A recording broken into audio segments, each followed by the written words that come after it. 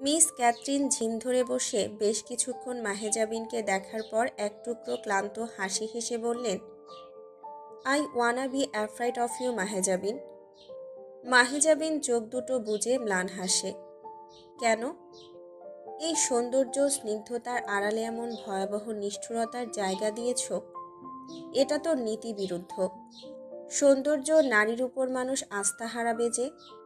মাহেজাবিন বলল, আপনি আমার ক্ষমাকে নিষ্ঠুরতা বলছেন মাদাম? এটা কি নীতিবিরুদ্ধ নয়? তবে কি আমি জয়ামিরকে খুন করলে সেটা নীতিগত হতো? পলিসি ইজ ডেড হেয়ার, কিন্তু ওটা হতো ক্ষমা, তা জেনে রাখো।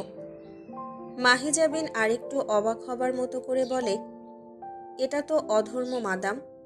তুমি যে বারবার বলেছ সবচেয়ে কঠোর সাজার কথা, সেটাই তুমি সাজা মওকুফের নাম